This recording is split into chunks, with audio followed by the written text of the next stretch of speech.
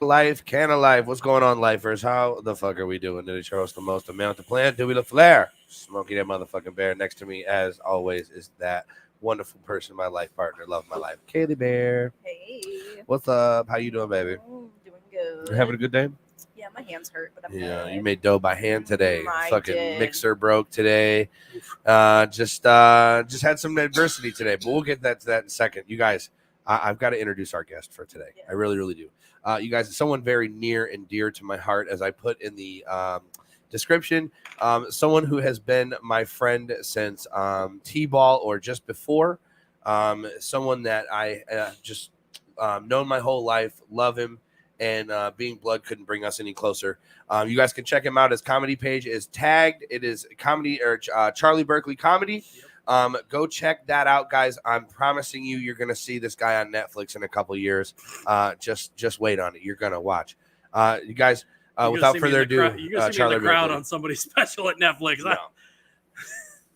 Thank you. What's up? It's good, man. How you doing, buddy? I'm solid, man. Took the trip up here into the country of legal weed from the state down below, where a dime bag will get you a dime. Yeah, dime bag will get you a dime for sure. Yeah, man, the good old Elkhart County.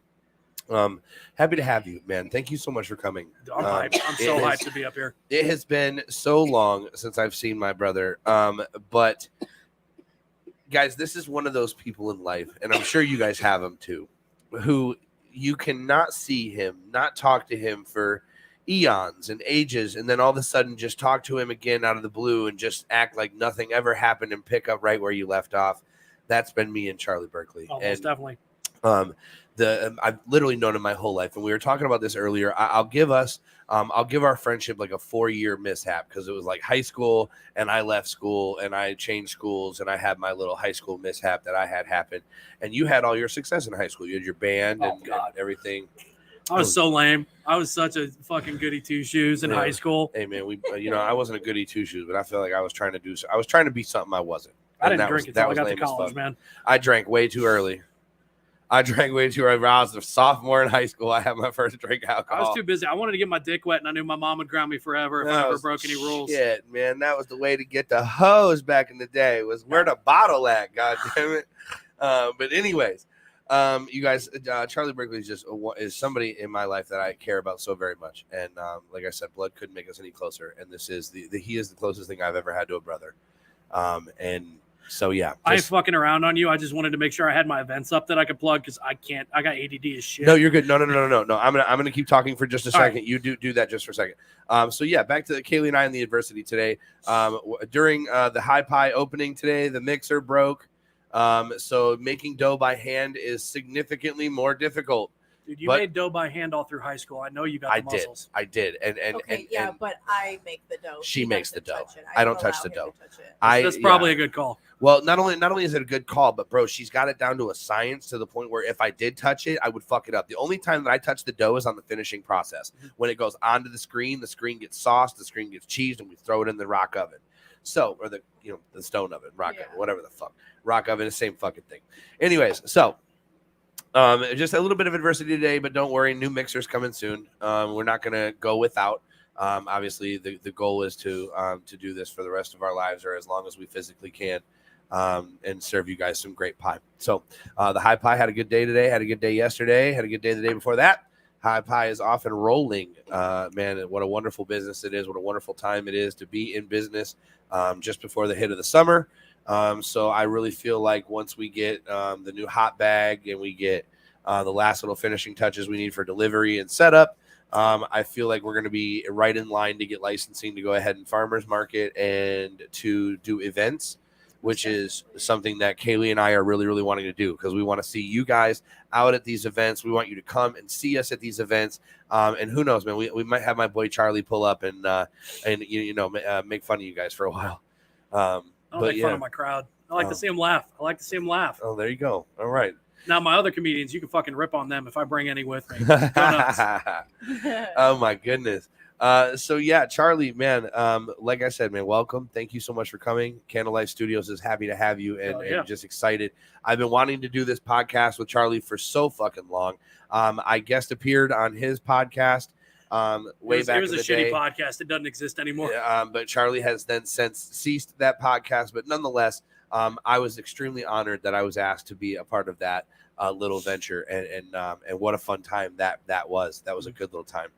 This will be massively different. I've been doing this for about 5 years. I enjoy doing this. This is my dream. And this is one of the reasons why it's so special to me, is because I've known you for so long. Oh, yeah. You've known me for so long. And you know that I've gone through a really, really weird route in life. Let's put it that way. I can tell you this. The fact of how you lived your life and took your route is what actually got me into comedy, because the story of your high school graduation was my first bit I ever did doing stand-up. Really? It was my, like, I did this to a couple of my buddies and was like, well, we're just playing cards and drinking beers, and I'm telling them the story. And they're like, dude, this is your machine. Oh, man. Like, you got to roll with this. And that was at the time when, like, the machine story was like, damn, Huge. like, it was huge. Damn. It was fucking. Yes, bro. I'm going to do it all. I'm I going to could do say the damn, whole but show. it ain't big. Saying wham means you've seen a whole lot, man. Yeah, I'm telling you, bro. We'll get into that in a minute. But this right here is my dream. Mm-hmm. And the fact that you are a part of my dream and that you've experienced my dream, because my dream is to own a pizza shop, and it is to serve pizza. And the fact that you've eaten our pizza and you've tasted the dough, you've tasted the sauce. That sauce is fire. The sauce is unreal. And it's all this woman right here. Like, guys, I take no credit for the dough. I take no credit for the sauce. It was all Kaylee Bear. Like, literally, I take credit for the idea. I take credit for the marketing. I take credit for all the other extra odds and ends.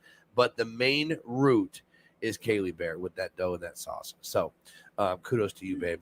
You're going to be winning awards in no time. Oh, yeah. I feel it. I feel it. So, Charlie, let's get to growing up, you and I. Oh, yeah. We have had some really fun times together. So the big one on there, now iconic. you have a better memory than me. Okay. So I'm going to let you take this portion, and I'm going to drink. So go ahead. I was there were a few brain cells that were fried between the two of us on there, but I think you might have fried a couple more. Yeah. Bro. But no, as you like to put it, we've been gang since potty train. Gang since potty train. Don't you ever forget that shit. My elementary school teacher mother just thinks that's the funniest fucking thing ever. Shout out to Mrs. Burkley. I love on you, there dog. with it. Oh, but goodness. we met initially in the YMCA playing T-ball. We were 5 years old and on different teams. And we were playing Chris Doobie. Is it Doobie? Doobie. Okay, yep, we were yep. playing Doobie's team. I'm going to try not to say your No, government you're good. name. You're good, bro. It's You're going to good. happen The at viewers, one point or the another. viewers know. Yeah, the But, viewers know. It's okay. Yeah, so we're playing his team, and he goes and just jacks one because he's a little fucking Mark McGuire. And he runs around the bases and just starts going, ah! And my parents are like, whose fucking wild kid is that? Meanwhile, they meet his parents who are like, hi, nice to meet you. We're the Seddons. And like,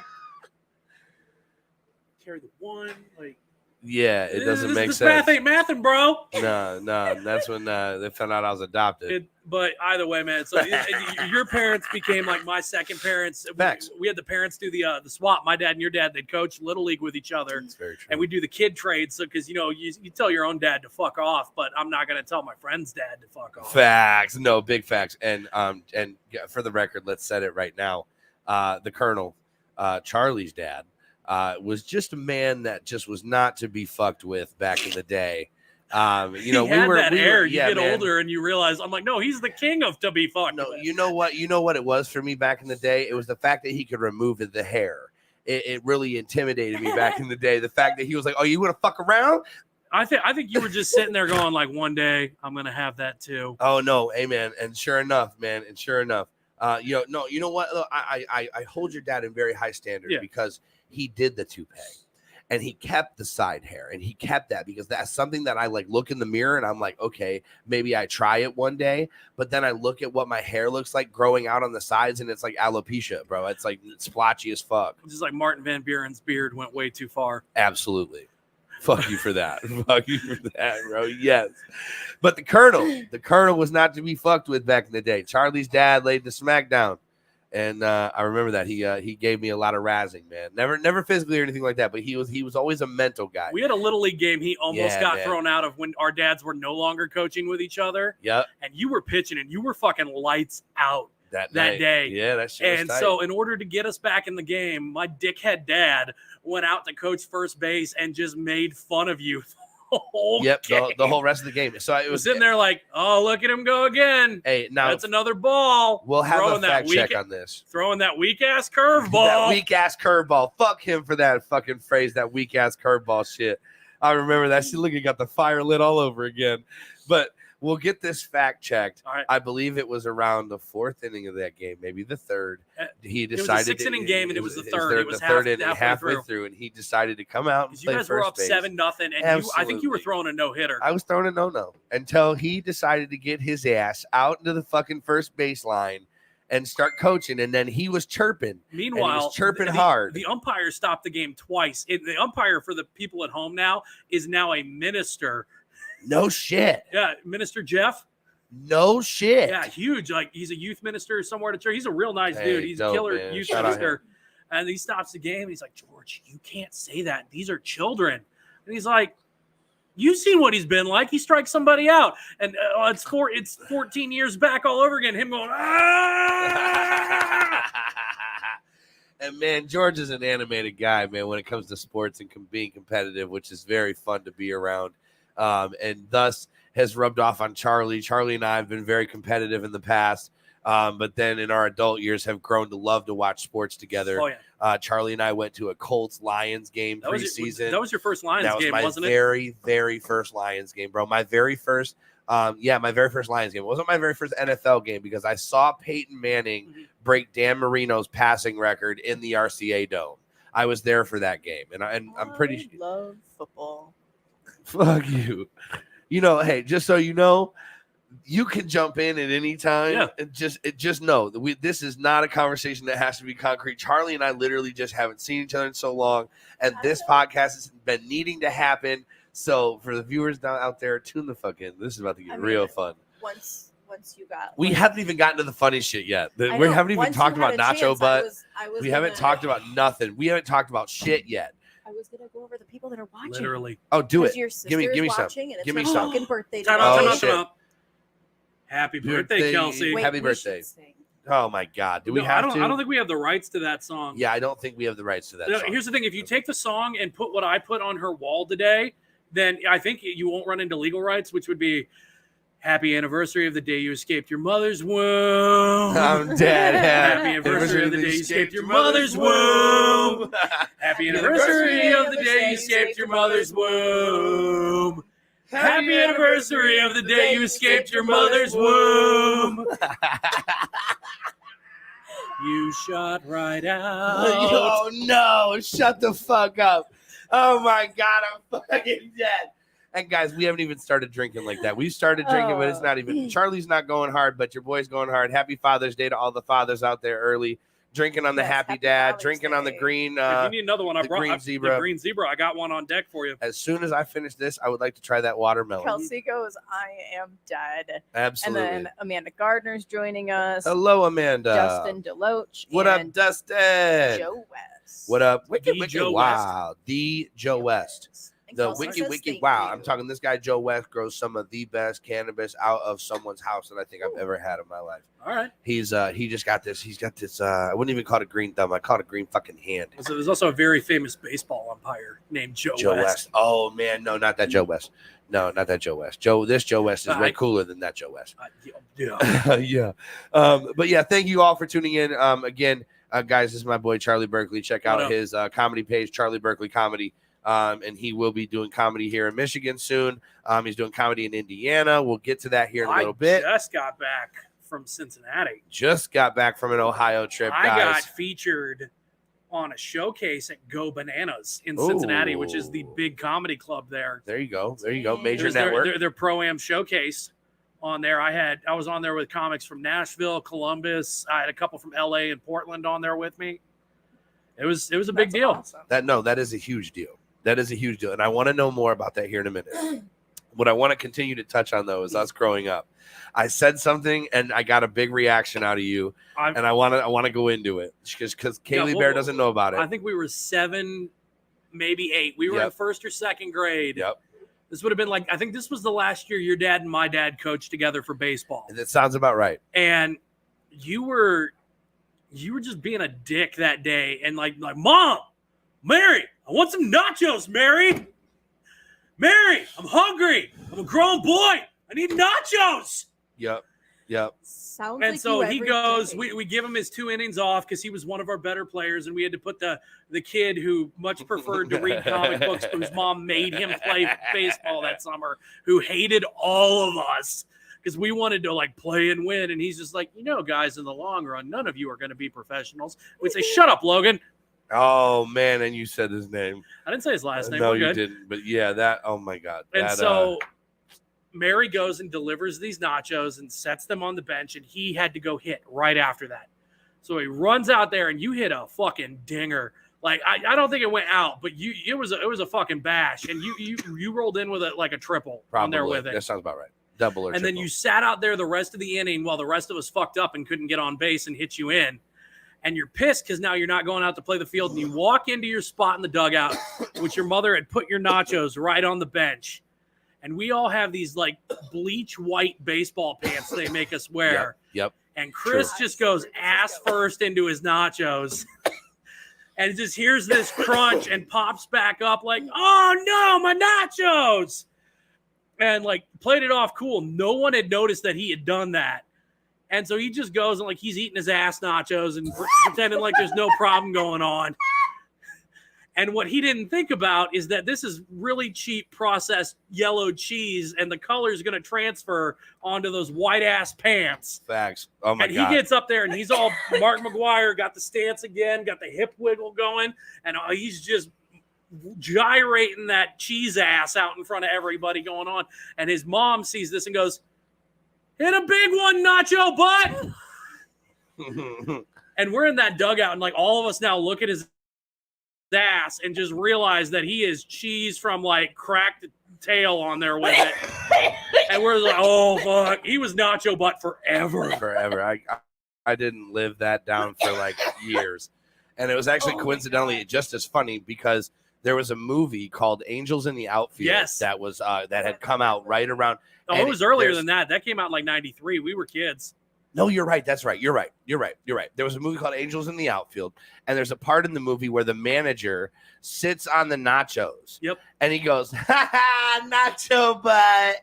And that's what I thought everybody saw. I just thought everybody, never mind. I just got razzed. That was the Joe thing. West goes, laughing my ass off, ass nachos, I'm fucking dead. Doobie LaFleur, ass nachos, new item, possibly? I'm dead. Yo, we could possibly put that on the menu. You could put it them fire ass nachos. Fire ass nachos. No, I just like Doobie LaFleur ass nachos because then you could tie the nacho butt story, bro. It's perfect. Joe West is a genius. I fucking love you, Joe. Appreciate that.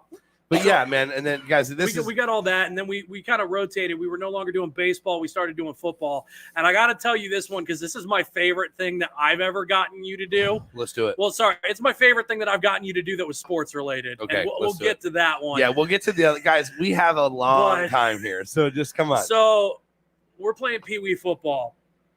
And it's sixth grade. You're the quarterback now. And I'm playing DT. Guys, this is a much skinnier Doobie. Let's just go ahead and get that out there. It was not a much skinnier Charlie. I was just as chonky as I was then. That's why I'm defensive tackle. Bro, he's always been. But I got that mouth, though. Yep.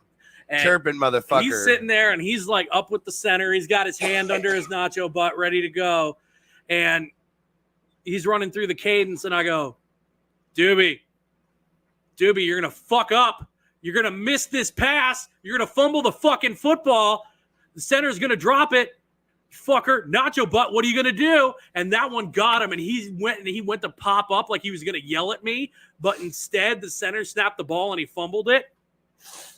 So they go and they pull him and they make him go play defensive end across from me the next play, and I'm still razzing him ready, and I'm playing O-line. And this motherfucker got so mad before the ball was snapped, he picked me up and body slammed me and got ejected from the game.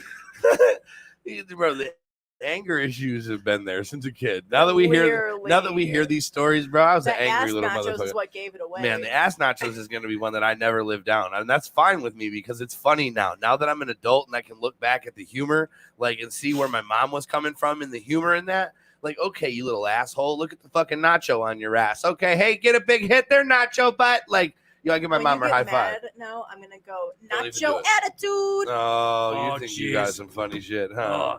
But no, then outside of sports shenanigans, my other one that sticks in my head Yep, here we go. is your mom left us alone at the house for some reason. I don't remember what. I think she thought I was responsible enough that That's exactly we weren't going to what it get was. into any trouble. Exactly what it was. And you go, yo, we should take my mom's Chrysler minivan joyriding. And I go, you don't know how to drive? And he goes, no, I back my mom's car out all the time. I got this. And you walk inside and you got that strut going. Like, you got the keys. You're like, dude, we just had some IBC root beers and we're going to fucking whip this block.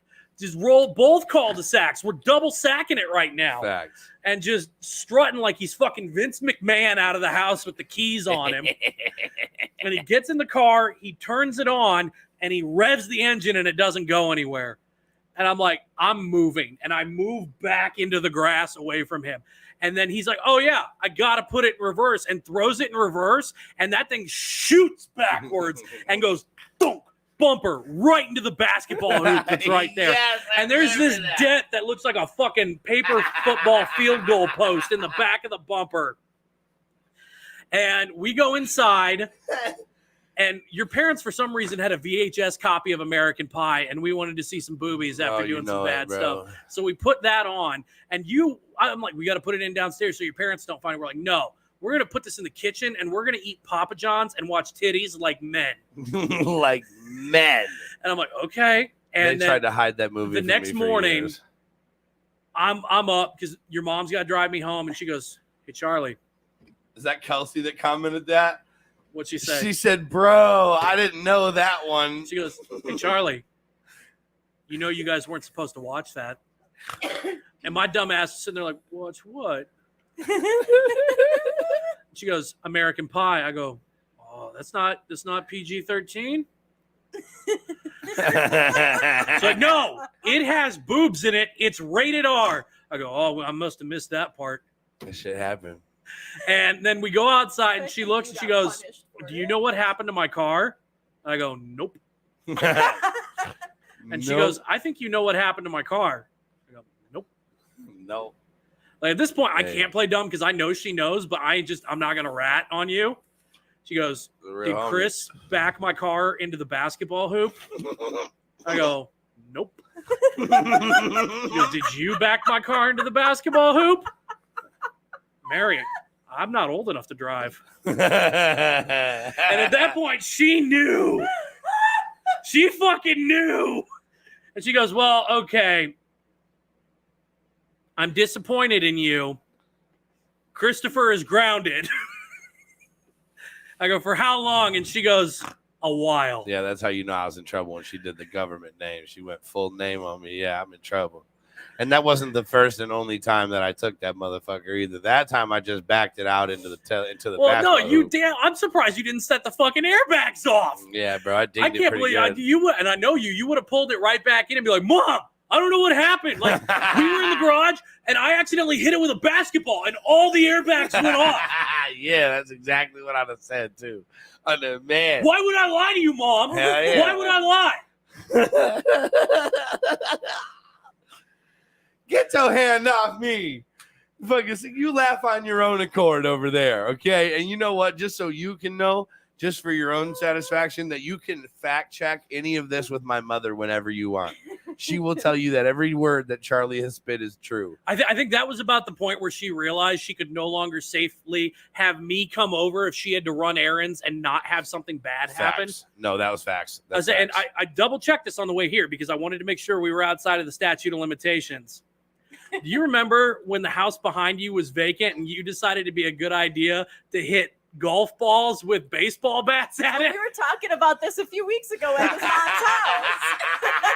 We were talking. And I'm like, don't your neighbors own that house? You're like, nobody lives there. It's vacant. And like to your brain, that was like, no one owns this Ding. house, so it doesn't matter. No one has to pay for this. Shit. And so that one, I don't know if your parents ever found out about that one, I but don't my think they did. mom found out about it and asked me if I knew what happened because she knew the people who were looking at buying it, or George knew the realtor, the colonel knew the realtor. Yeah.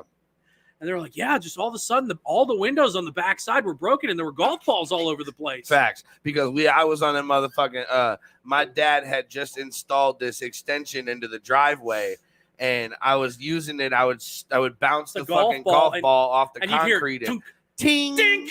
and all of a sudden you hear, and it'd be the window of the house back in the back breaking like a like Charlie made. What's going on? Is that who's in that house? No one. It's vacant. Well, I remember the people who lived in it beforehand, and I'm like, isn't that their house? They have kids who are near our age. They're cool. Why are you breaking their There windows? was Anthony, Malia, and all those. And you're like, no, they moved. Yeah, they It's did. nobody's house now. They moved to New York. That's right. Or they moved somewhere. I can't remember. Kelsey might know where they're at, but I don't know where they're at. But yeah, all that is true. That actually happened. Every single one of that happened. My favorite, yes. Oh my God, yes. See, you saw me finish that. Hard crack. Hard crack. Just like you trying to fix the bottom of the sink. Hard crack. Thank you so much for coming, brother. Thanks for having me, Appreciate man. you. Thank you for the beer. I need to grab another one. This is the one. This is that one I was telling you about. Oh my God. That is that. I'm gonna get drunk on a boat beer. Yep. I'm on a boat, bitch. And my flippy flappies. You could be in a garage, but you drink that thing, you're on a boat. Facts. And I love it. It's good. This watermelon one's fire. You might like this one, Kaylee. This one's not as sour. Okay. She tried the fucking on it. mango She got one it. and didn't like it. You got the juicy juice seltzers over there. They're good. Hell yeah, I want another. Fuck you mean you get two in a row. Double fist and acting You like a man, fool. oh man, that's what shit. She over here acting out for the camera. That's all right though, you punk. But yeah, no. So my favorite one. Let's start. Let me go with mine. All right. My favorite one is I can't remember why. I can't remember how I did this, but somehow I scored tickets to Cedar Point. I scored tickets to Cedar Point. I had 2 tickets. I had one for me and I had one for a friend. And I called you and I was like, hey, I've got this ticket to Cedar Point. Do you want to go with me? And you were like, yeah, man, let's go. Was this your graduation or? It could have been. Because I think that was your mom got you Cedar Point tickets for that. And that's the story that started my comedy. Yeah, on there with it. It could be. Well, we'll circle back around to that because circle back. We had that hiatus then. We got to like high school. I went to college on a band scholarship on there with it. So I got real into band and I know theater. some college on. Don't skip through college like you just were on some college I'm not all the way past that yet. You better not, because there was some epic fucking shit 21 you did. oh God. No, we're talking about that. You're not going to get through my podcast and not talk about that. It is past the statute of limitations on that yeah, one. it is. We're talking about it. But yeah, so we ended up like starting to hang out again on your 21st. Because you were like, shit, I'm home alone. And I'm like, my boy is not spending his 21st sitting in his parents' basement exactly beating his meat. That's exactly what it was. We're going out. We're out, yep. And I took him to like the skeeviest ass dive bar in Elkhart. And it was, oh my God, it was a fucking hoot. And then we went back and we killed some Papa John's. And because this boy's all about pizza on there with it. Bro, all about it. Then we watched Eastbound and Down. Eastbound and Down. Kenny Powers, baby. Kenny Powers. You're fucking out. Oh, you're fucking out. But yeah, man. You went a little Canadian on that one I there, did, bud. Man. I can't help it. It's that letter Kenny fuck. shit. You're fucking out, bud. You're fucking out, bud. You got to go over there and get a tugger there, Sanguinette. Fucking show. Anyways, this is really back in. Here we go. Yeah. So let's round it back to Cedar Point. Okay. Because this is the way that I remember it. Okay, I'm gonna have you do it, and then I'll tell what I tell on stage. All right, bet. So this is the way I remember. I remember waking up that morning. Yep. And I had my dad's 06 Chevy Trailblazer. I thought it was a Mercury. No, it was a Trailblazer. Okay. We never had a Mercury ever. I know for that for a fact. Okay. No, my dad did back when we were younger and played traveling team ball. But that was SUV. but it was Trailblazer. Okay. I remember because the transmission whined like a motherfucker and this shit sounded annoying as fuck. Anyways, and I remember that I had come and pick you up that morning and brought you back to my house. And we pre-gamed at my house, just kind of fucking around when I was packing and just doing things for the day.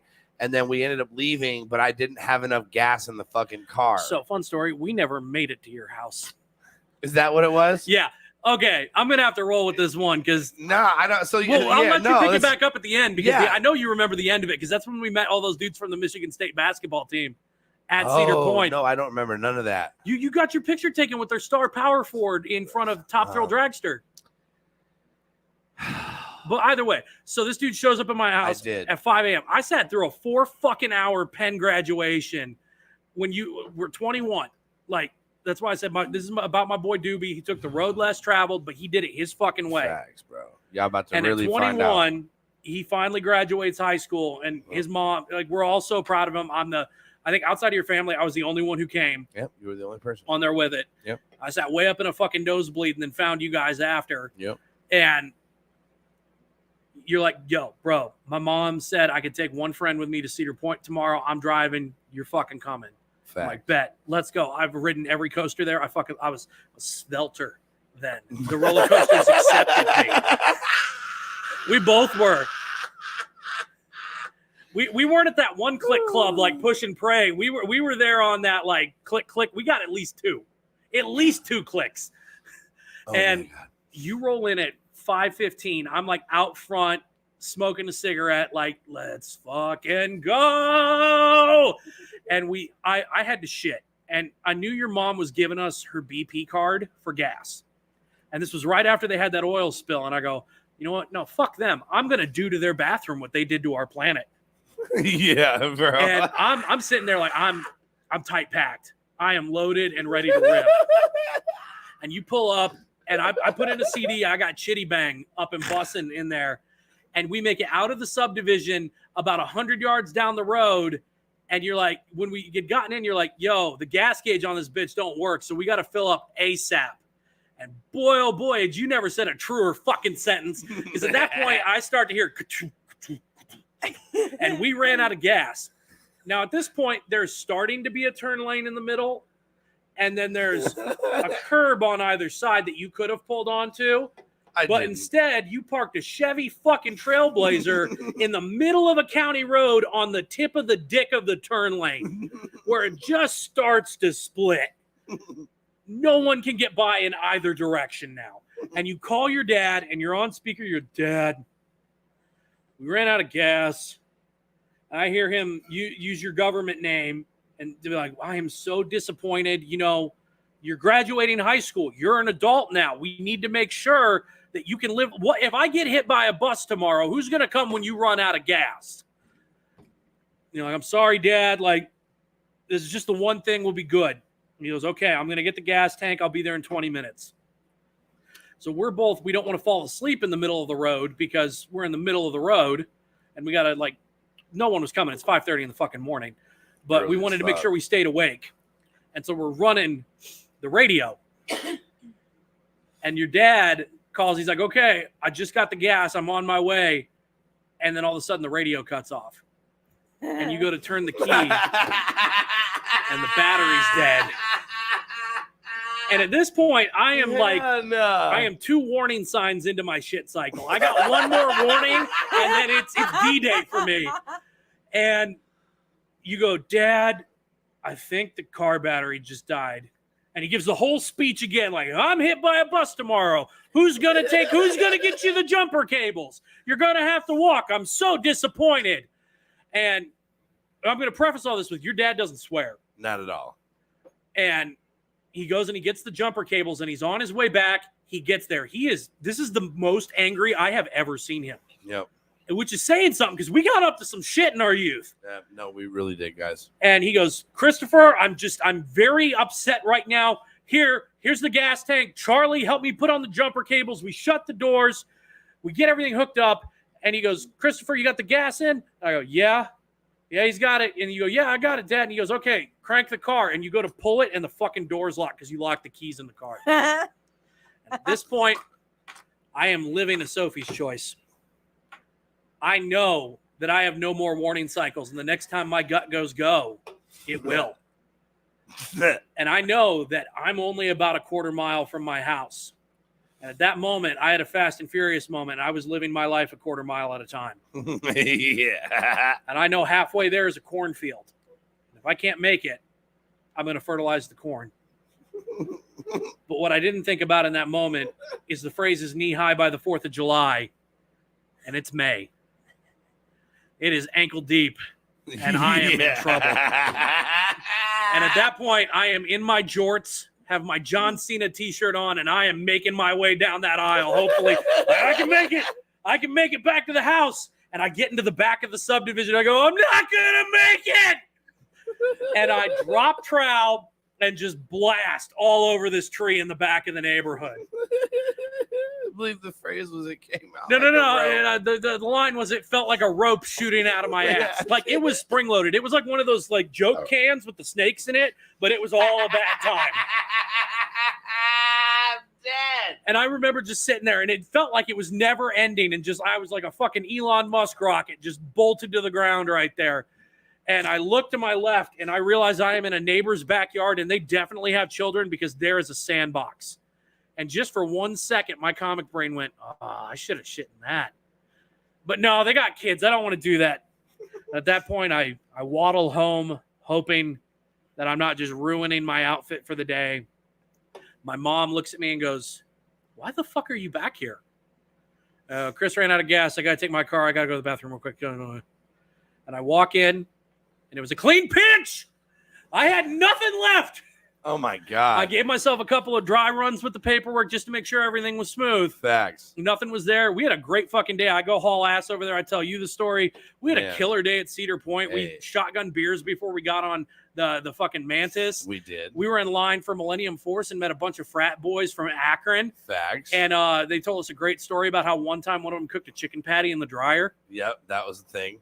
I do remember that. And I also remember who the famous Michigan State basketball player was.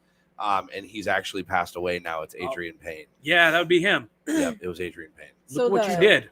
So the expression of "you're going to need gas soon" is something that you have, Shut you the just fuck always up. had. Hell no, So bro. the other day, I had to go to the store after he got home from work, and he goes, "Oh, hey, babe, here's $5 for gas.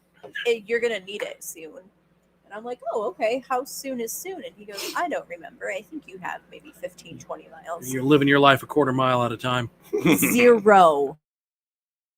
The closest gas station is 2 miles away. Bullshit. Fudged. Did you make it? Fudged. Yeah, 0.7 barely. miles. Well, at least you 0.7 made it. miles. That's all that matters. You made it. Don't throw me under the bus. You made it. But you know what? it It's happens funny. all the time. It does. And there's going to be more. There's going to be more. Don't worry. There's more. I know. There's All always of gonna these be more. thoughts and feelings that you're having right now are going to continue to happen through this whole episode because Charlie and I are about to go through some things here. All right. So here's your college story. So here we go. Yep.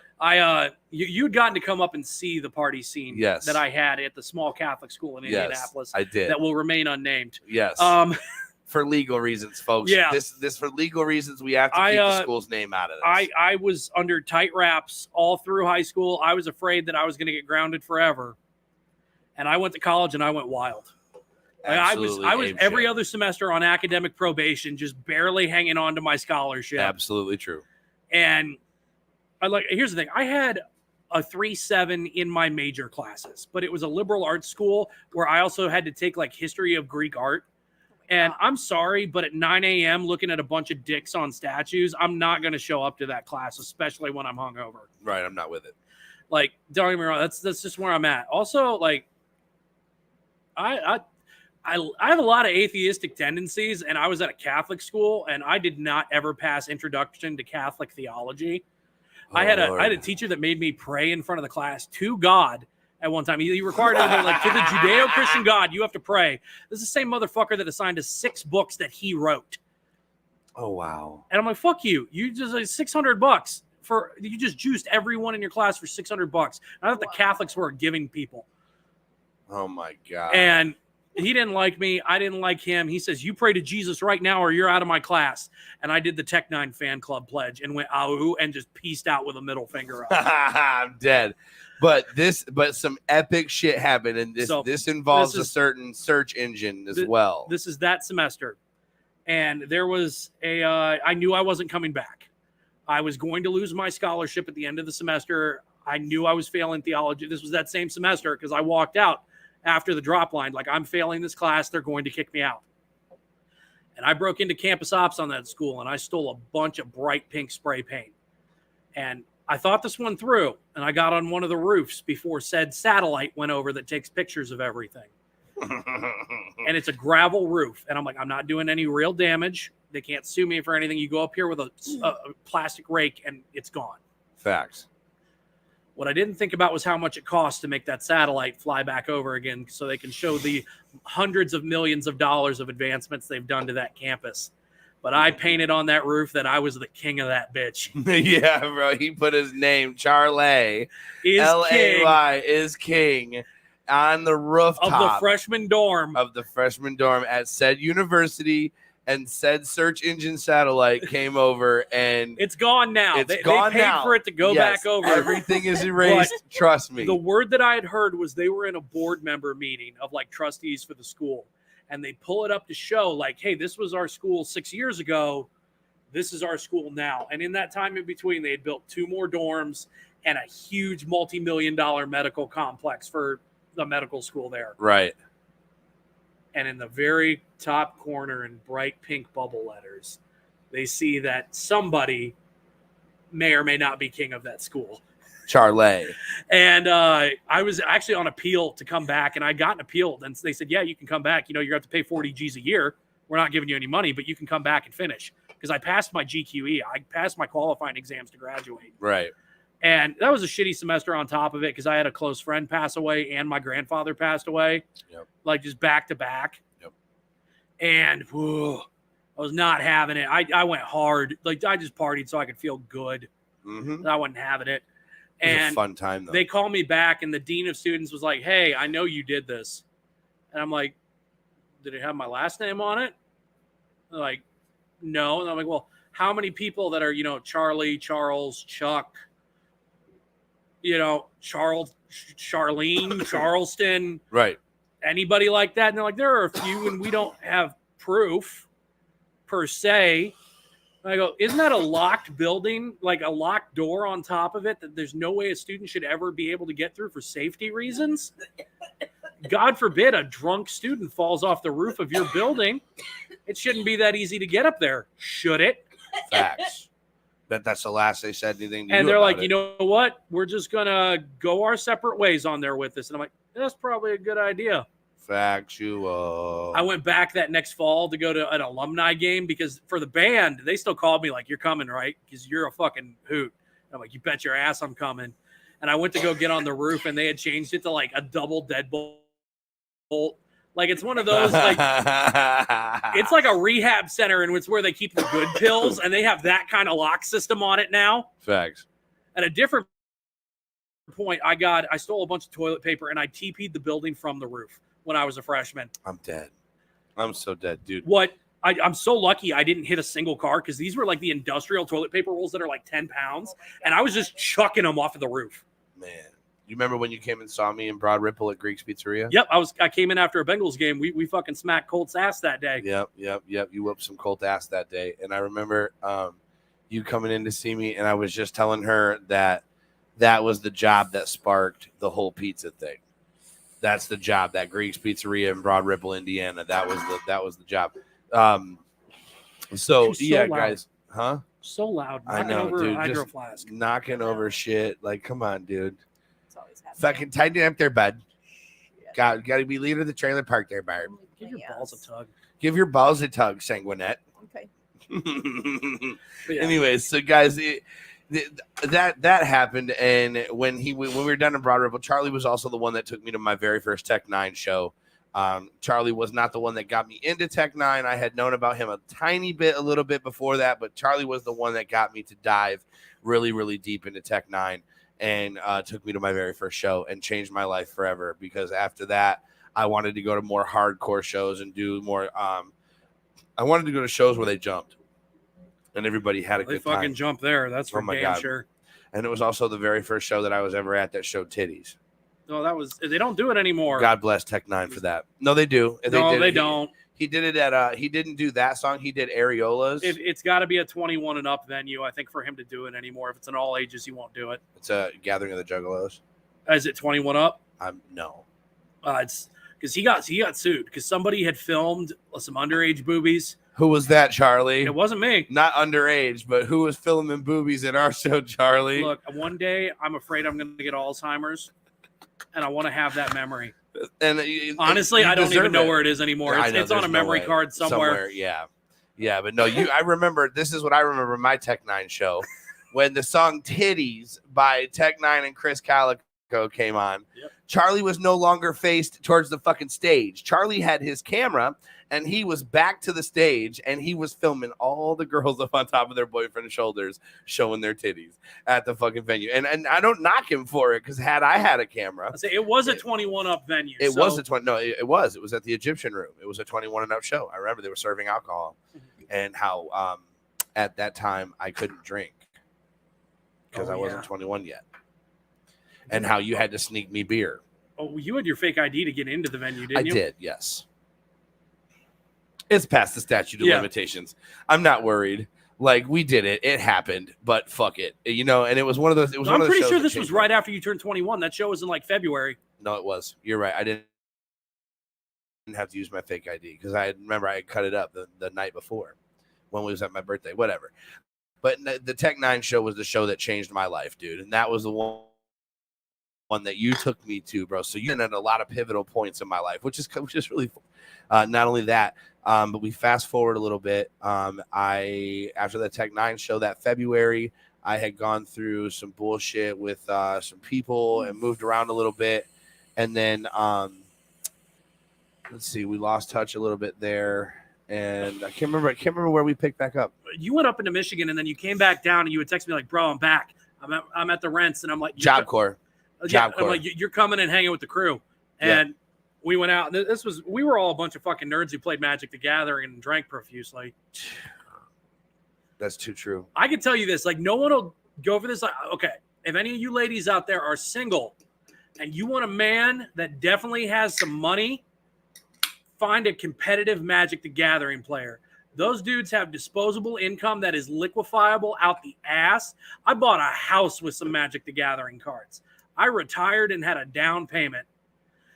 And they'll sit there and they'll do that. And all they do is just hang out and play cards. They got time. They got money.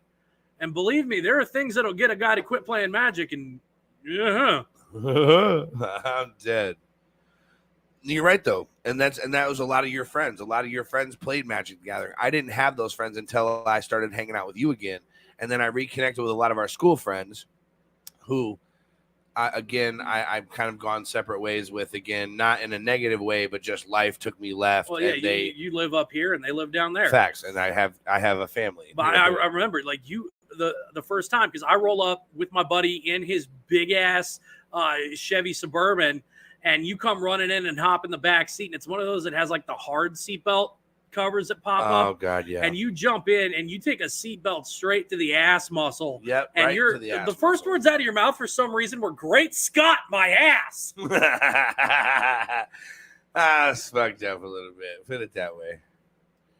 I think that was the night that you passed out in the dog bed and you were just face down on my parents' floor. Yep, that's it. I have that picture somewhere. It's glorious. It's got to be. And you had taken down your pants to take a whiz, and you come out of the bathroom just in your boxers, like with your pants around your ankles. You go, I'm gonna take a nap, and you lay down on the floor and grab one of the dog toys, and that's where you slept that night. Was right there. Yep, that's exactly right. This is that sounds like me when I got blacked out drunk. I mean, like literally.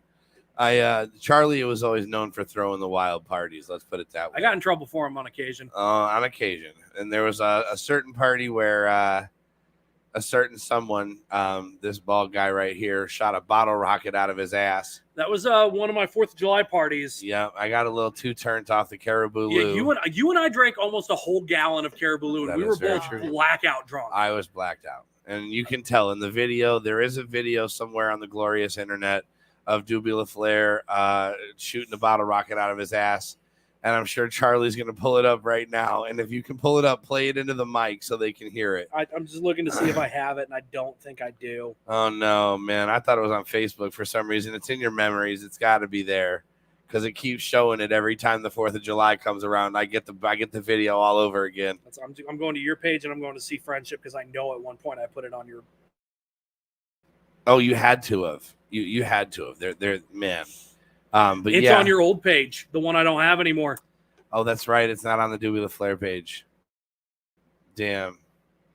Well, that video is there, guys. Doobie LaFleur shot a bottle rocket out of his ass when I was like 23. Except I do have your old page still. Oh, you do? Look at this. I'm gonna go look for it. But no, so that party we were pretty hammered on the Caribou, and my father, the Colonel, he fucking inceptioned you. Early in the night, he goes, "Hey Chris, don't get so drunk you shoot a bottle rocket." Yeah, it's nope, it's not on here.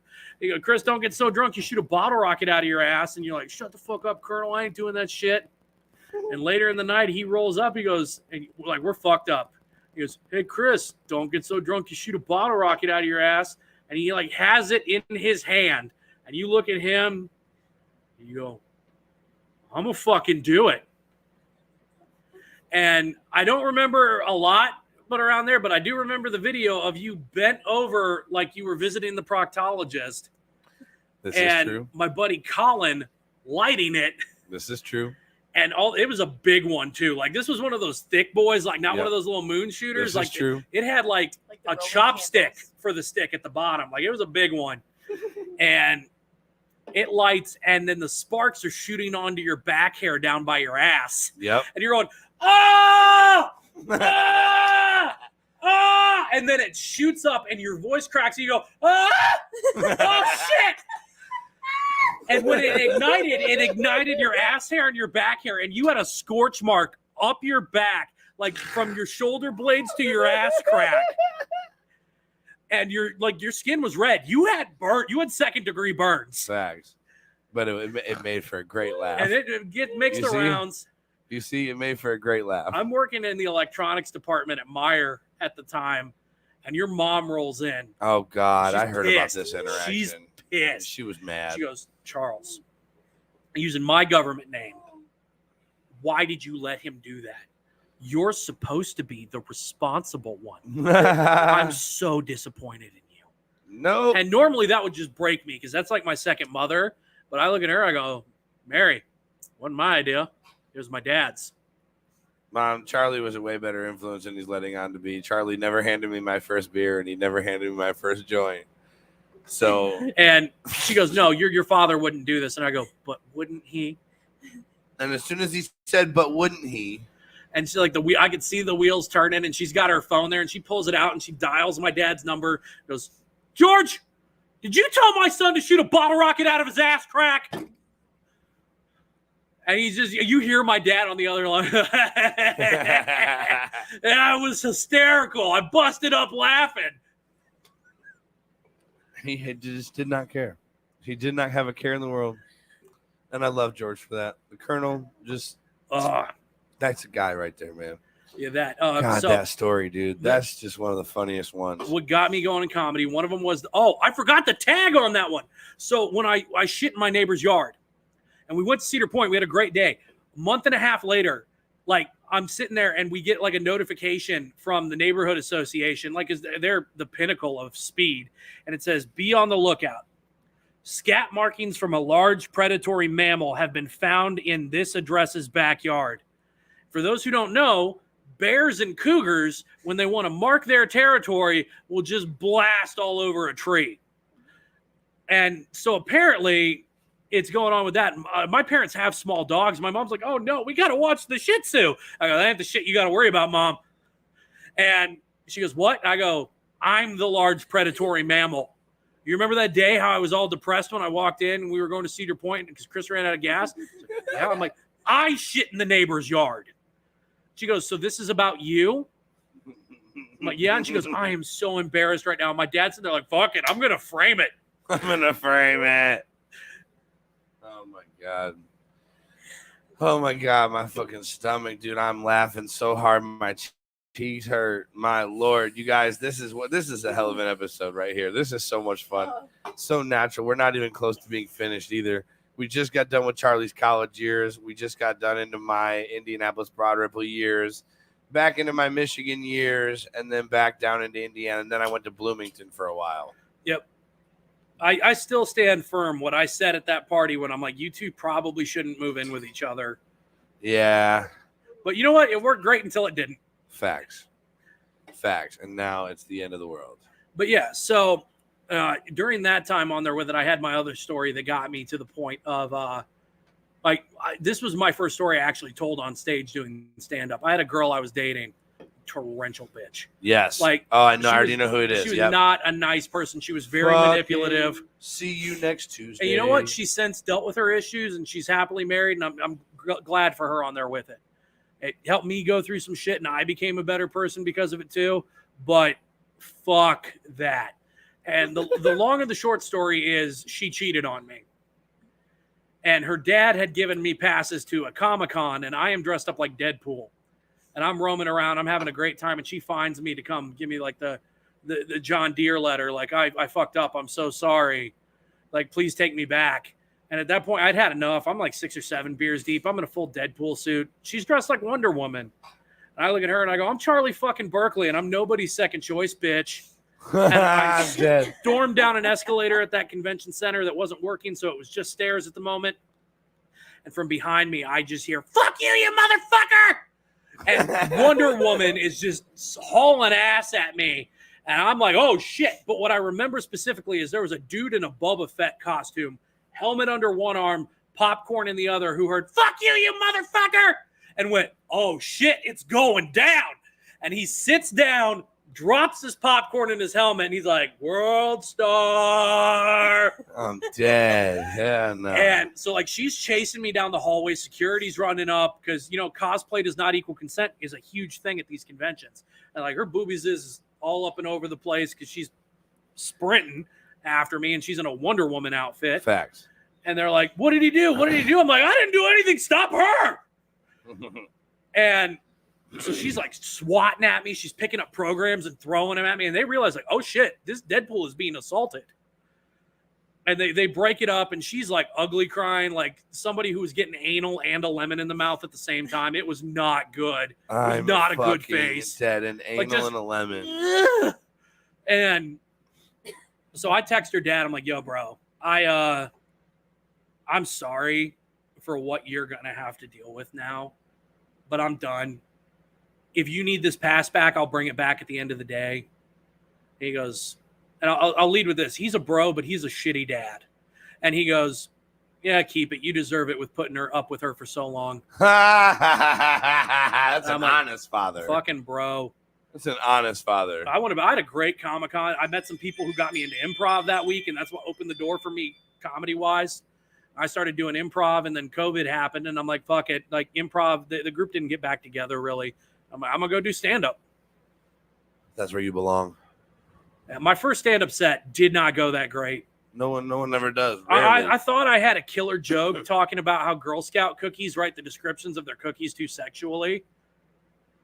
Yeah, I know. It sounds real fucked up, but you're sitting there like, tag-alongs are like a crispy wafer dunked in delicious chocolate with delectable peanut butter. Somebody will bust in and be like, what are you doing? I'm like, cookies. And it wasn't funny. I'm good, man. I'm good. Thank you, though. Gotcha. But then I got to meet some other people, and they're like, hey, like, look, here's how you can build on this. Get a solid 5. It's the best advice I ever got. Get a solid 5 minutes that you can do without a doubt anytime. And I built off of that, and I'd start getting booked, and it's been uphill from there. Hell yeah. So now the comedy thing, where is the biggest venue to date that you've done? Okay. The the most people in the venue or the biggest venue? Let's go both. The most people, actually, it's probably both. We didn't sell it out, but it's the Goshen Theater in Goshen, Indiana. It is 580 some odd seats in there, and I think we sold about 200 tickets for the lower level. It's not bad. I'm looking to do it again this year. For anybody who is watching, we got a great comedy showcase on July 8th. It is the Laugh Out Local Regional Comedy Showcase. I got comics coming in who are featured at the Laugh Factory in Chicago. It's going to be a great time. It's also kind of like a kickoff for Pride in Goshen. Nice. Goshen does their Pride in July. When I asked them why, it was the best answer I've ever gotten. And so everyone here can go enjoy the Chicago one and then have another one locally later. Oh, that's dope as fuck. That's awesome. That is dope as fuck. And I think that comedy just coincides with just everything. You know, comedy just has no limitations. So having something like that right around that time is great. My personal belief with that is just as long as it punches up. Like, you can talk about touchy subjects and shit as long as, you know, you're not like belittling it. Like, Okay. if you wanted to, like, I got a buddy of mine who makes fun of his learning disabilities, but he doesn't make fun of the learning disabled. Okay. It's how he does it and how he presents it, and it goes with that. Absolutely. Absolutely, man. And dude, you're doing big things. We're gonna get to the big thing here in just a minute. But just from a friend standpoint, from a brother standpoint, seeing a couple snippets of what you've posted of your sets that you've gotten and things that I've, you know what I'm saying, bro. On this podcast, we like to give flowers, bro, because it's not every day that flowers get to be smelled. You feel me? And I want to give you your flowers, bro. All right. You're fucking, dude, you're doing something really fucking big right now. And we had a light conversation before we started, but I meant what I said. And I really see you on Netflix in a couple of years doing a big stand-up special, being with those type of guys. You know, I see you being in the green room with some of our biggest idols, bro. Some of our biggest people that, like, dude, I see you being in the green room with people that we watch every single night. And bro, I would never, you know what I'm saying? I'm not the type of friend to ever ask for a picture. You know what I'm saying? You love me enough to just send me one, bro. You sent me one when you went to a Tech 9 show that I couldn't go to. Oh, the one where I was hanging out with Stevie Stone after? Yes, bro. Yeah, absolutely, bro. Which I'll go with that at those shows. I got to give big ups. I know he doesn't tour with them anymore, but Chris Calico was always the greatest dude at any show. Absolutely. And I've got a signed, personalized poster from him that I brought back in one time. And he sat with me and talked, and he's like, yeah, man, that's my kid on the poster. It's my favorite cover. It was for the Son of Sam album. Absolutely. And I just, giving you your flowers, bro. I see your name in lights doing big shit with this stand-up, bro. I do. You've got phenomenal jokes. Your punchlines are great. Your delivery is flawless. Like, bro, you've got, right now you're building still, but the jokes that you have, they're great, bro, and they're delivered perfectly. Kaylee and I watch enough stand-up comedy to where I feel like I could look at you and be like, dude, you've got something going here. I got to get some newer shit recorded. I hit a better clip with my my pacing and everything on there with it. The downside is, like, now all my sets are longer, so or my big event I got coming up, I have to go and I got to trim some stuff, because if I go over 6 minutes in the prelim, they're going to boot me. Just don't fall off stage talking about sucking dick. Did you see that comic? I did see that comic from the Chicago Laugh Factory. I'll tell you, he'd have been better if he fell off stage and went mouth first onto a dick while making fun of it, because then that just would have been no one could do a better set than that. Yeah, he brought the house down. Honestly, bro, that was one of the funniest things that I saw. I saw it on Bert Kreischer's podcast, and Kaylee and I, literally, it was a rewindable moment. We cried laughing at that. That's the one where the kid goes. That's when the kid goes, yeah, I've been trying to talk to these Chicago girls, and they've got me starting to think that, it's just not so gay to take a dick in the ass. And as soon as he says take a dick in the ass, he falls right off stage, and the mic cuts out. And it just is the funniest thing to see. If you guys ever get the chance to see it, man, I hope you guys do. It's still circulating the internet. Oh, yeah. But giving you your flowers, bud. I really just, I love you to death. You're my brother, and I just see you doing some huge shit with this stand-up, bro. And I want to let you know, bro, you have Kaylee and I's full support, bro. I appreciate it. Everything that we're doing. We're coming down to Indy, and we're gonna start talking about this now. You guys, we're coming down to Indy for you. You're being featured in the Helium Comedy's Funniest Person in Indiana. There it is, Helium Comedy's Funniest Person in Indiana. And what date is that again? I will be on one of the later prelims. I'm on July 25th. July 25th. That is 7:00 at Helium Comedy Club. If you come, make sure you get there before 7. Because it is an audience vote for who gets to move on there with it. And Charlie's got his tables stacked. If you did want to get a discounted ticket, I'm just saying, if you call the box office and you mention my name for that show, you get a buy one get one half off. There it is, ladies and gentlemen. If you call the Helium Comedy Club's box office number and tell them Charlie Burkley sent you, you get a buy one get one half off coupon just for that show. I can't get you for anything. Like if you're trying to go see Dion Cole, you shit out of luck, man. I can't help you with that one. Yeah, that's a no-go, ladies and gentlemen. As of right now, it's a no-go. But you never know. Charlie could hit it big, and he could do that type of shit maybe later on in life. But you know what, dude? I just, man, I see you doing huge things, man, and I support you, and I'm just so happy for you, my guy. Like, I appreciate it. you've always been funny as hell, bro. You've always been somebody that just has me laughing so fucking hard. Like, some of my funniest memories are with your ass, bro. And to see that you've turned some of our funny moments together into stand-up, dude, I'm tickled right now. You've got no idea. I looked at her, bro. I looked at her, bro. I'm like, bro, I'm fucking lit right now, bro. I'm honored as fuck, dog. That just makes me want to cry, bro. But I'm not about to cry in front of my peoples. Oh, whatever. But you cried last time. I did. You're right. I did. I'm gonna stop lying. But not on some real shit, man. Just to see that you've taken some of our funniest moments that I think are funny too, and you've turned them into comedy, bro. I love it. So honestly, you got a spot in there. And I hated it at first because my dad used to like to think like, he's like, oh, I'm the real star of his comedy show.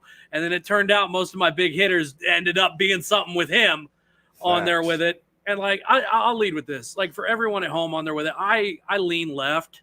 Like, and he's a pretty staunch Republican. Like there's a picture of Donald Trump up on the wall in his office that he bought. Like he contributed to that campaign.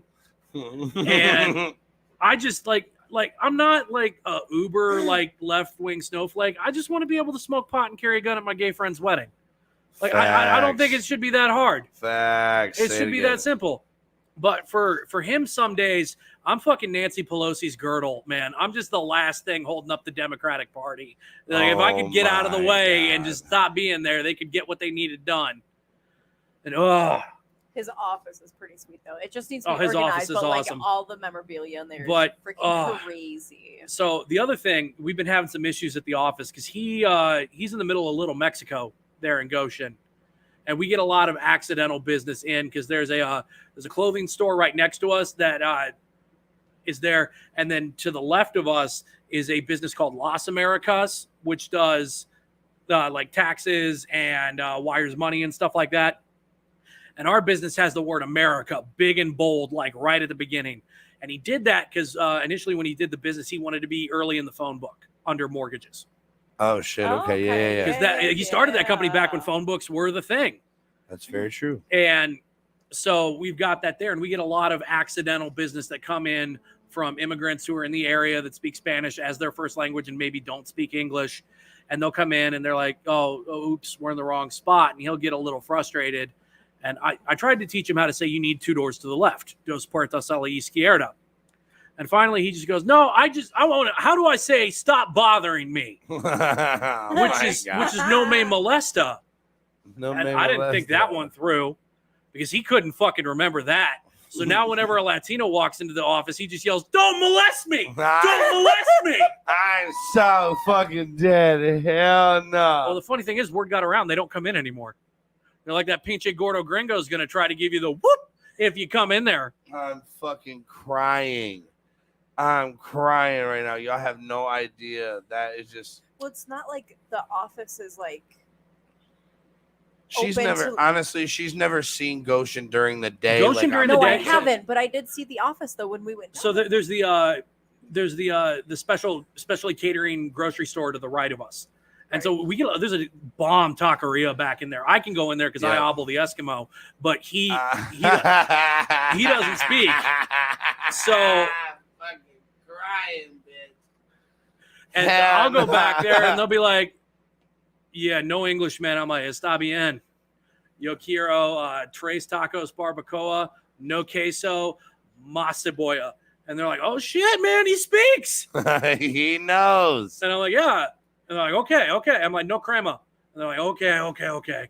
Because I can't have dairy. That's my one on there with it. Yep. But, oh, my God. So he and I do bump heads every now and again still. It's a lot better now that we don't live together. We only work together. Facts. We were living together. We were about ready to beat wholesale ass sometimes on there with it. I can only imagine. But we have our dust-ups every now and again. Usually, when politics comes up at the high holidays, which, those are those holidays you got to be high to be around your family. Yeah. Oh, my God. Because it didn't work out that well because now there's a cop in my family, so I just had to settle on knocking back a few 12-ounce curls. Who's a cop? I'm not going to say him on here. Oh, you have to tell me after this. Yep. Because I'm curious. Yeah, I don't want to bring it up on there because he's a private person. Oh, yeah, gotcha. No worries. We're not But going to bring it up. he's chill, but it still is a cop there, and it's Indiana, so no showing up rolling on the edibles. And Indiana, man. anywho, I got a little too liquored up at Thanksgiving last year. You know, you take the post game dump. That's one of the best parts of Thanksgiving. And I come out of the bathroom at where we're having. I go, man, you ever take a shit so big a pro-lifer gets mad when you flush it? Oh my God. And he was not having it because we have a small child in the family too. And he's like, Charles, Oh my I'll God. have you know that I find that very offensive. And this is the same guy who said the phrase libtard snowflake earlier in the day and is now getting mad at me making a joke when like there's no children around or anything like that. He said, you have a small child in our family now. And I'm like, yeah, but that one made it. He's here. Crying. And he finally gets done with it. My dad looks at me and goes, you know what? I'm sick of your shit. You do this every holiday. You stir it up. I brought you into this fucking world. I'll take you out of it. I go, dude, you are pro-choice. Oh my God. I'm dead. How'd you? Oh my God. I bet you he didn't know what to say after He that. started laughing. He's like, oh shit, you got me. He got me. But no, he comes by his beliefs, honestly. It's he gets them from his mother. She's old school. She's the one who likes to say like things were better back in the day, and like back in the day is just when casual racism was okay. Facts. That's fair. Yeah. She's doing better. She's working on it. She's now pivoted. I like to think she's kind of like the Michael Jordan of racism because she'll dunk on anybody now at this point. And her current beef is with the nice Jewish lady who lives next door to her, Mrs. Weinstein. Mrs. Weinstein didn't want to put up crosses at Christmas. Oh, I bet you that rubbed her cross the wrong way. And so, yeah, so we're there and she, I don't understand what those people's problem is. Grandma, those people, the people from that book, the one you love to tell me about, the Bible. And she goes, you know, I don't need you being a smartass at Christmas, Charles. You're ruining Christmas again. And all this after God sacrificed his son. So you and I go, yeah, Casey Anthony killed her kid too, but I don't get presents on their fucking birthday. Oh my God damn. Jesus Christ. That one, yeah. I thought that line in my head. I didn't say that to my grandma. She's old. I might have killed her. Oh, that one would have stopped hearts, bro. And like, here's the thing. Like, it's not as bad. Like, she's modernized with the era. I'll give her that. And I embellish that when I'm on stage because it's fucking hilarious. But like, she's not near as racist as I make it come off. She's a lovely lady who's really trying to get into heaven. So no, she's sweet. And I love her. It's absolutely. Shout out grandma. But like, cherish your grandparents if you got them and they're not assholes. Oh my goodness. Like you ain't got to share blood to be family, but if you got some elder people in your life that have given you wisdom, just make sure they know and you let them know you appreciate them. So some shit that let's wrap up your comedy thing here in Indiana, guys. Yes. Again, it's Helium Comedy Club, July 25th, and Charlie will be live at around 7. 7-ish. He's second to go on. I'm second to go on. So show starts at 7 sharp. At 7. So if you guys are gonna come, get there early. Kaylee and I will be in attendance. You wanna preview taste of some of the not big hitters? Yes, absolutely. Right. Before I get into our bullshit, I got these on here. I think you'll appreciate these because a lot of the stoners tend to really like this stuff that I have. She will appreciate these are what I call my 3 a.m. thoughts, and it's the shit that my girlfriend puts up with me. Like, I love her to death, and she's moved in with me now. And like, I'm a dog person, and she brought cats with her. That's how big this is real. Wow. Because I let the cats come, and like at first they did not like me, but I finally like one of them. I think one of them starting to warm up. The other day he got on my chest and turned around, showed me his butthole, which I was told it's like a sign of it's a sign that he likes you. But like I just immediately looked at that and went, just like your mama. She fucking hates that joke.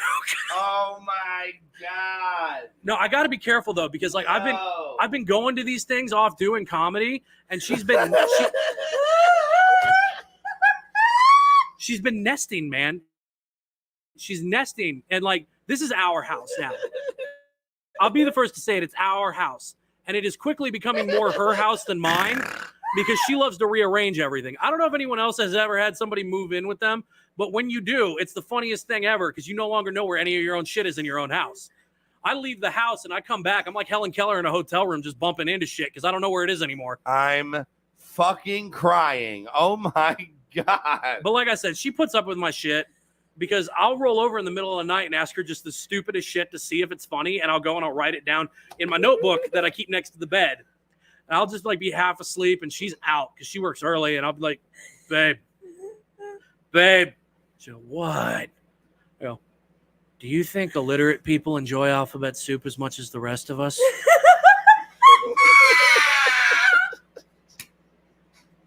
Hey, babe. Babe. You know, if you think about it, a foreskin's really just a dick duvet. I'm fucking dead. No, sir. This one started as a 3 a.m. thought, but I actually think it's real. I don't think anyone with a cracked phone should get to hold a baby.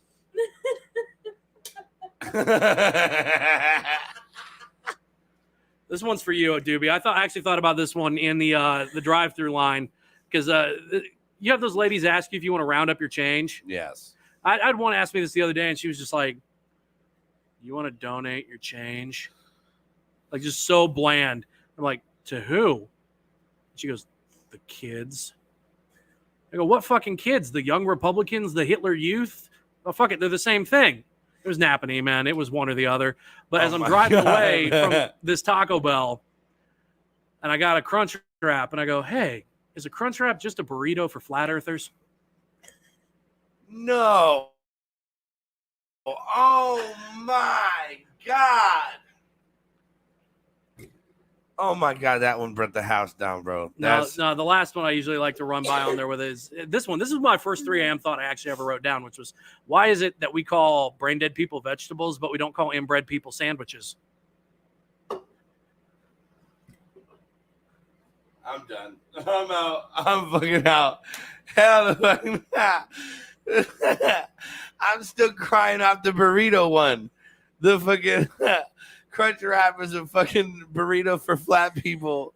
For flat earth people. Flat people fucking. I'm just fucking up. I'm drunk. All right. So circling back to when we were kids on the Yeah. I got a question for you. Okay. You got any weird kinks because of the shit your parents used to like punish you with? My mom used to go after me with a wooden spoon. And had some. So shut the fuck up. No. So check it. If I ever fucked around, she'd pull the wooden spoon out of the drawer. And I don't know if it was like a Pavlovian thing, but because it was the wooden spoon and she'd be cooking, I always tried to fuck around like right around dinner because the fat kid in me was like, I think I can get a taste. Like I'd take a spanking for a taste. Like, let's see what's happening. And you got to be careful. You got to time that shit right because there's a fine line between getting a spanking and getting salmonella. You got to make sure it's been in the pot long enough. I knew you were going somewhere with it, bro. That's why I was just like, no, man. Hell No, but like getting older, like kinks do show up. It's one of those things. I found out I have a degradation kink. What the On fuck? there with it. Well, I found this out the hard way. One of my New Year's resolutions was I wanted to work out more. And it turns out I really liked that lady from Peloton when I'm on the bike telling me to like work harder, like sweat it out, you little chunk on there with it. And apparently if you tell the Peloton lady to spit in her mouth, like spit in your mouth, you get banned from Peloton. What? The joke's on you. I can't fucking afford a Peloton. Oh, no. Hell no, No, bro. I really did make one New Year's resolution this year, and it turned out pretty well. I wanted to read more. Really? Yeah, it was great, dude. I'm still sticking with it on there. I even found a whole new genre I didn't know that I loved. What? It turns out I love reading about my high school bullies getting arrested for opiates. Who? Oh, no, just in general. Oh, bro, see, I'm over here like, no fucking Like, way. you and I both know which ones. Yeah. We do, but we're not saying that. I'll fucking air their ass out on this bitch, but not on this episode. On No, a different episode. nah. I will air this shit out. But man, coming up here soon,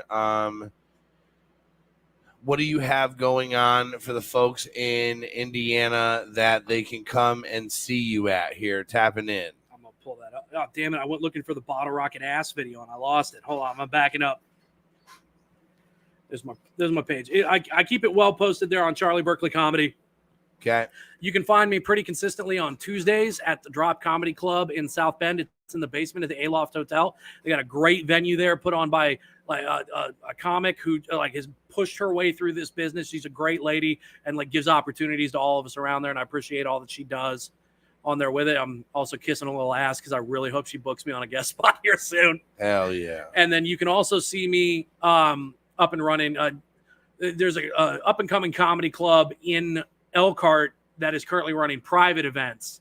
That if you're going to be in the Elkhart area and you want to come see me at a mic, let me know. I can get you in on that. But in the meantime, go if you want to give a follow too. They book me and I work with their owners quite a bit. DIY Comedy out of Elkhart, Indiana. They got a great partnership with the Elkhart car community on there with it. They like doing cars and comedy shows. So you'll come out, show off your car, go to a comedy show. They got food trucks out. It's a great thing they put on. Nice. That sounds fun. And then rounding out some of the stuff I got coming up on July 1st, I'm kind of doing stand-up is the best way I could put this. I'm going to be a part of South Bend Fringe, which is it's fringe comedy at its greatest on there. It's kind of going to be an ode to OG vaudeville on there with it. So we've got some fringe music, we've got some fringe comedy, and our headliners that night are the Distress Dolls, which are an awesome burlesque troupe out of the area. That give them a follow too. They got some wild shit. Okay. But I'm going to be participating in a segment called Secret Satan Stand-Up Comedy, where all of us have written a 5-minute set, and we don't do our own set. It gets given randomly to somebody else. Oh, wow. Oh, shit. So my the one comic on there who is of a darker complexion said he was going to put that word in his set. So I'm just sitting there going like, I hope I don't get that set. I hope I don't get that set. Charlie, if you get that set, I'm going to fucking cry. So I already know what I'm going to do. I'm going to call him out, and I'm going to pull that OG move from that old YouTube video and just point at him whenever it needs said. Oh, yeah, so he can say it for you. Yep. I love it. So Nice. creative. But we also have a comic with cerebral palsy on, and I wrote a set that was all impressions. Oh, no. Colton's a cool dude. He's hilarious, but I really hope he doesn't get my set because it's very wordy, and that 5-minute set's going to turn into a 12-minute one real quick. Oh, no. Oh, man. But outside of that, it's still going to be a great time on there with it. And then the big one, as I said earlier, July 8th, I've got that showcase in Goshen. I'm the host on there with it. Our headliners, we've actually got a full LGBTQ plus headlining crew on there with it. Nice. We got Claire Sunby, who has headlined at the Laugh Factory in Chicago and is on their Generation Gap podcast. Fuck yeah. Got a local comic from the South Bend area, Farai Guitarra. She is one of my favorite people, and she's absolutely hilarious. And then low key, probably my favorite stand-up comic you've never heard of is this little Greek dude named Marek Mavrakis. He's going to be our other headliner on there with it. Nice. Okay. Lots of good stuff coming up, man. That's dope. Man, that's something I'm thinking that I never thought I'd see you be doing that. You know what I'm saying? Like, you're doing shows, bro. Like, that's dope. You know what I'm saying? And now I'm like I could definitely see you really doing this. Well, and I guess I'll plug one other comedian on there for Indiana's Funniest. I do have one comic that you guys might have heard of that I know will be in this, and he's probably going to be pushed into the finals on there. I actually went to college with him, but we never really hung out or had any classes. Most of you would now know him as getting runner-up on season 2 of Fuckboy Island. His name's Benedict Polizzi. Oh, really? He'd be the guy who was sucking the blonde chick's toes. Oh, shit. He's a toe-sucking motherfucker. He's been on. He's been in there the last couple of years. I think he made the finals last year. He's funny. Hell yeah. But I think Indiana's Funniest should probably be comics who live in Indiana, not LA. Facts, Yeah, bro. definitely. Fuck that motherfucker. See, that's California doing some bullshit again, man. Oh my goodness, man. This fucking it was after that watermelon one that I started to feel a little buzzed.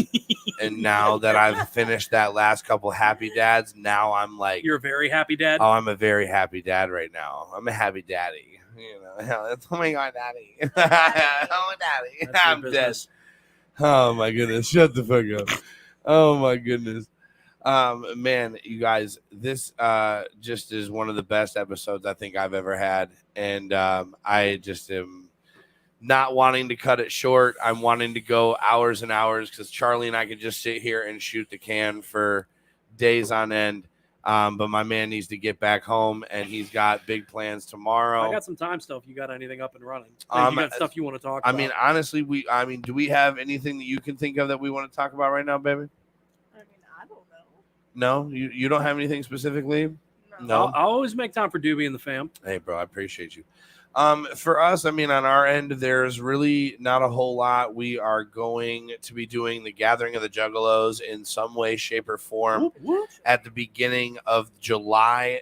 We're trying to differentiate whether we're doing the parking lot party and not the gathering, or we're doing the gathering and not the parking lot party. But either way, we're going to be podcasting live from the event. We are going to be serving pizza as the high pie at the event. Nice. So we'll be able to do some back end dollars on that. Not like back end dollars, really. We'll be keeping track of our sales, but we won't be asking, for permission from the venue to be able to do that. You know what I mean? We're going to be doing it on a kind of note. You said on the internet. Well, the only reason, you're right. Whatever. My boy Jay's finna message me like, you stupid as fuck. I'm like, I fucking know. But my guy Jay. They gotta find me out there. Hey, and that's the thing. Or the Yogi Bear gonna follow their bro. nose and find the pizzas. Facts, they are, bro. Oh we got God. that crust, my guy. That We do. fucking bro, and it's odorous, bro. Like you can smell it. I feel walked like in the house and I was just like, It smells like little Italy in my house, man. It smells like we some It smells Italian better than motherfuckers in this Subway bitch. when you walk in. It does. It smells way better. It smells like I an told Italian you eatery in this yesterday, bitch. It's intoxicating when I am making this dough because as I make it, I check it every 30 to 45 minutes, and you just you have to form it more. And with everything that we add to it, just the scent of it is just it's intoxicating unreal. every time. It's just so good. It's one of those that great. you got that good dough on there with it that makes the celiac people seize up just watching you do Fuck it. yeah. Well, yeah, because we got a high gluten dough, so yeah. I could taste it on there with it. That had that Yes. that had that stretch on there. This was our Absolutely. first. Like it was cooked all the way through, but it was still it had that damn. Yeah. Like This when was you our- get a fresh baked piece of bread and it's just like that. It's hard to explain without being overly sexual with it, but I'm dead. But I'm dead. Yeah. yeah, I mean, this was it's actually our first batch with that new flour that we got It's with the phenomenal. high gluten flour. Hell yeah. phenomenal. And honestly, this is guys, going forward. So we got the Gathering of the Juggalos the beginning of July. We are going to be taking a week off at the end of July for family camp. Something my family has been doing for 64 years this year. And we're one of the last standing families in this camp. So we're going to keep going strong. Me and the other fam bam that go, we're going to be continuing to do the thing. We're not going to be up there till later this year, but we are going to be taking our pizza ovens this year, and we are going to be serving pizza privately to the members of family camp so everybody can try our pie. Out of curiosity, your dad still got that beard? Yes. It threw me for a loop when I saw him the other day. He looked like Santa I Claus went on Weight Watchers. It threw me off so know. bad. He looks so good with it. He though. does. Don't get me wrong. Santa Claus on Good Weight looking Watchers dude. because your dad's just tall and skinny. Absolutely. Yeah, he's a good looking dude with the beard. I keep trying to tell him, man, grow it out. Get out here with it. Stop doing the goatee. Go out here. I think John And looks good with it like he got it. He says that my mom hates it out there. And I'm like, well, then that means she hates me because I have it out that way. I hate to say it, but I think your mother and your father have a different relationship than you and your mother. Facts. And that's actually something that I do want to touch on with everybody and with you as well, being that you have been at most of, if not all of the most pivotal moments in my life. Mm-hmm. Not only did you marry Kaylee and I did do that. I didn't know if that was public knowledge. It is. I could bounce on there with it, but yeah. I am married technically Kaylee the good Padre Burkley, licensed by the Universal Life Church, Absolutely. eligible in all 50 states and international. What up? You can message him and get your wedding done. I'll do it. I got Absolutely. fees, but Hey, they fam, so they free. facts. And so not only did you marry us, but you should also know that I am now in the search for my biological father. Oh shit. And it has gotten pretty fucking deep. Oh, yes. And it has gotten pretty fucking deep pretty fucking quickly. It's gotten so deep, in fact, that there was a huge fight between Mary and I, a blowout fight. And we haven't had. That sucks. I'm sorry to hear that. Well, I'm going to go into it because so one thing is about podcasting and being true with your viewers is you have to be transparent. And my mom and I got into a really big fight about it because I had said, I'm searching for my father, right? Just kind of thinking that I'm talking to her. She had me on speakerphone. So I was, my dad heard that and apparently it hurt his feelings. But then, so I'm good on this. I look at that I'm going to go all nerd here for a second, but Guardians of the Galaxy 2, man. Just because he ain't your father don't mean he ain't your daddy. Right. And that's the thing. And so, it's there was a big blowout fight for some bullshit and whatever, and we'll be good in a couple of days. I'm not tripping on it, but And we all know at the end of the day, that's your dad. absolutely. Yeah. Oh, no, bro. absolutely. John Seddon, that's dad. That's my fucking father, Yeah, bro. nothing I will don't give a ever fuck. replace Nothing that. will ever replace that, dude. I carry that Also, man's last name. getting to see him play grandpa is one of the most adorable is fucking things. The greatest grandpa He is. ever. It's amazing. He's freaking amazing. But I'm going through some health issues. And I just want to know more about myself. Well, yeah, it's for You can figure if you know where you came from, you know where you're going. Facts. And I'm looking for my biological father, and I've enlisted the help of a said search angel on this Facebook page called DNA Detectives, where you ask for a search angel, one contacts you, and then you give them access to your ancestry.com and your 23andMe, and they start configuring things and they start searching and doing different things. It's been awesome. And it has been one of the most craziest fucking things I think I've ever been a part of. I cried the other night, like big fat tears. We think we may have a picture of my dad as a baby. We think we know we have a picture of my grandmother, like my dad's mom, and she only had one son. And it's crazy though. And dude, you saw me, you knew me when I was little. Yeah. And you have a really good memory. Yeah, we lost some brain cells in between, but your memory's a lot better than mine. One after this. Oh, I shouldn't I? On your well, so you can pull it up after. No, I think I'm going to show you all right now. All right. I want a live reaction. I'm going to have to imagine him having frosted tips, because that's how I remember you for most of your kids. You were rocking that Mark McGrath, Justin Timberlake shit when we were a kid. The age, though, that this kid would have been to be his dad is freaking astounding from what we've found. Or from what the research that I found. Like, are we talking like this kid was popping off in high school, or was like this kid like... Bro. Yeah. I cried so fucking his hard. Lips. My cheeks, my nose, my eye set, like the way my eyes are inset. I can tell you definitely, like your hair you used to have, you got from your birth mother on there with it. And they say mother's father for any of that anyway. But yeah, there's some similarity on there with it. There is, bro. They say that the lady in the picture is my grandmother. Okay. And so, like, at first, I thought this was just going to be some bullshit. I thought that it was just going to be some smoke and mirrors, like nothing was going to come of it. But then all of a sudden, Kaylee and I are Googling these people that she's saying, and everything she's saying is true because we're reading it for ourselves. And all of a sudden, my genealogy tree is matching up with these people. And now, as of the other day, she's like a couple clicks away from finding my dad. So it's like finding my birth father, you know what I'm saying? The biological side of me, you know what I mean? And it's like, I'm curious though if she had one before the one that I found. Facts. You had found because one, right? I found one. So if the one that I found is truly her only son, he would have been 14 when he had sex with my mom. At 18. Was this still out in the middle of BFE, Arizona on there with it? Or yeah. I mean, shit, man, there ain't nothing to do out there but fight and fuck. So not arguing. Yeah. It could be. So I don't know. It's a big pivotal point in my life right now. It's something that I am dealing with mentally, and I have been dealing with mentally for quite a while. I know that it has rubbed John and Mary for better, not necessarily the wrong way. Right. That's what I was searching for. It's just a tough subject to broach on there with it, because that's you're their kid. They've always you are their OG original kid. Facts. No, and we're taking it sensitively because of that, bro. Well, and I'm not making light of it on there, but we got to make sure that Nacho Butt isn't going to get ass cancer. Like that's the main goal on here with it, is we got to look at your health history and make sure. And that's where we're at, bro. That's and exactly where we're at. So they aren't like offended by it.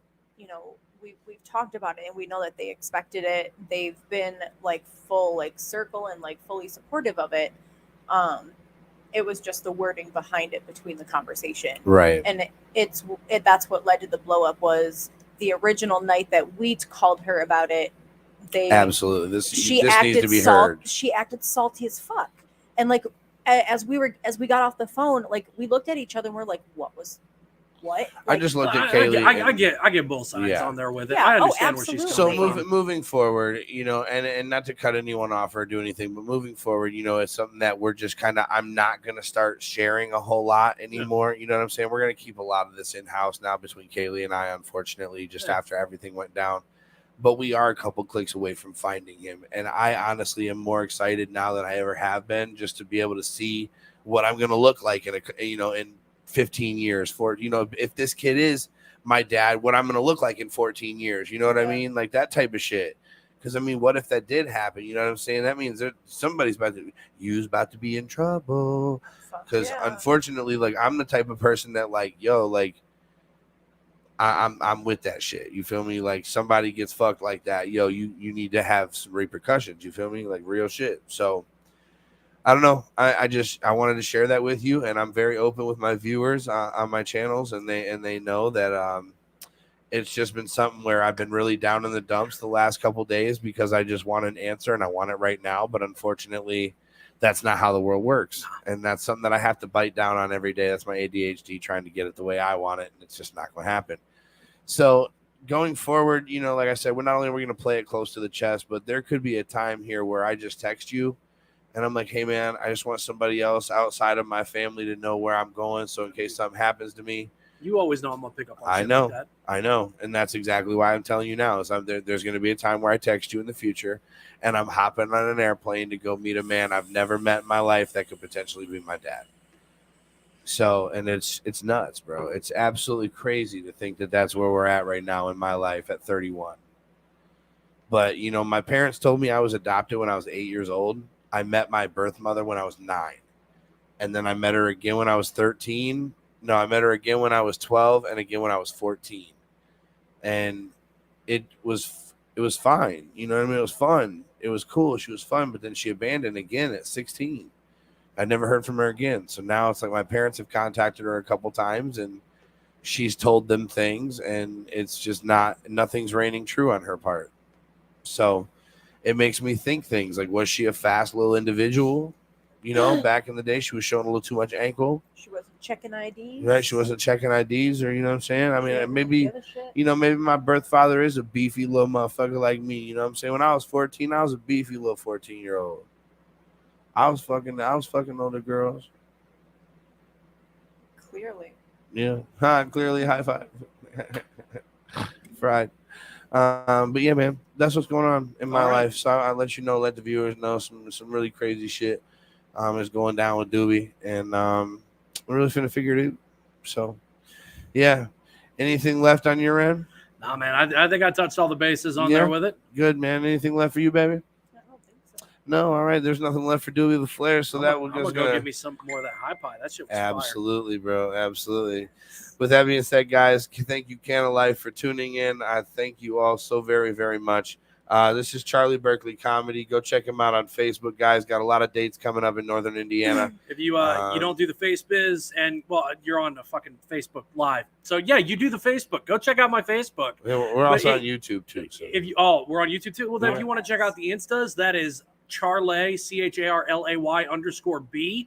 And on the TikToks at Charlie-Burkley is spelled the same way as all the links that he's been popping up. There it is, guys. And that's right. Check the links that we've been popping up on the page, guys. Go check him out. Charlie Burkley Comedy Charlie Burkley Comedy on Facebook, soon to be.com at some point. Yeah, we're working on it. We're working on something. He's working on some things. So love you guys. Thank you, Can of Life, for tuning in, man. Doobie the Flair, Smokey the Bear, Kaylee Bear, and we are out. Thank you.